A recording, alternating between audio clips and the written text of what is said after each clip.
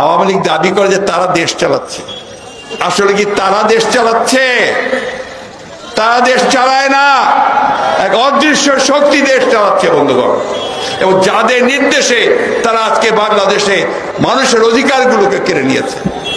আমাদের রাষ্ট্রযন্ত্র, তার মধ্যে আমাদের পুলিশ ভাইরা আছেন, আইন শৃঙ্খলা রক্ষাকারী বাহিনী আছে, আমাদের প্রশাসন আছে, বিচার ব্যবস্থা আছে, প্রত্যেকটি প্রতিষ্ঠানকে তারা আজকে কক্ষিগত করেছে, দলীয়করণ করছে।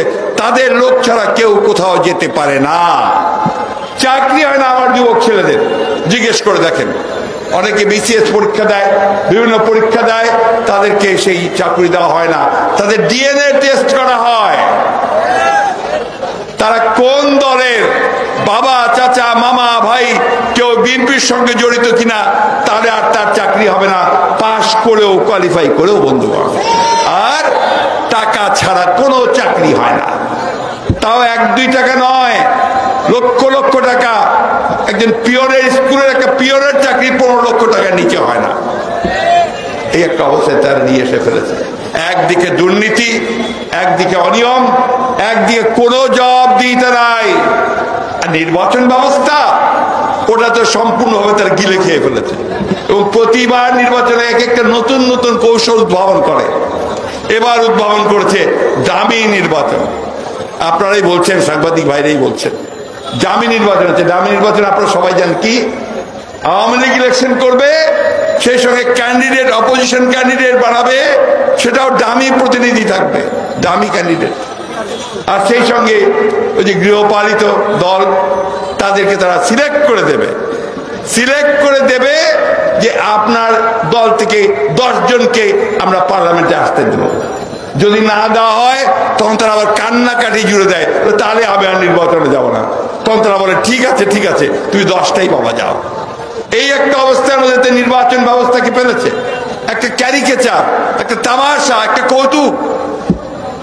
আমরা এই জন্য দেশ স্বাধীন করিনি ভাই, আমরা এই দেশ স্বাধীন করেছিলাম এই দেশের মানুষ রক্ত দিয়ে মানুষের অধিকারকে প্রতিষ্ঠিত করবার জন্য। তারা বলেন বিভিন্ন সময়ে এখন নাকি গণতন্ত্র প্রতিষ্ঠিত হয়েছে।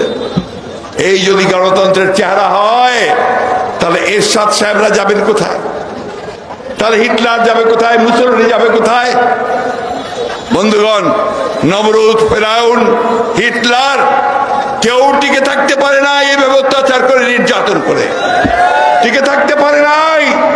ওই এরশাদ ও আইয়ুব খান পারছে? ভুলে যাবেন না, এই দেশের মানুষ কিন্তু লড়াকু মানুষ, বিদ্রোহী মানুষ। সাবজুকেশন কখনো তারা মেনে নেয় না। সাময়িকভাবে হয়তো আন্দোলন কিছুটা ভাটা পড়তে পারে। অনেকে বলেন যে আবার আন্দোলন শুরু, আর আন্দোলন চলছে।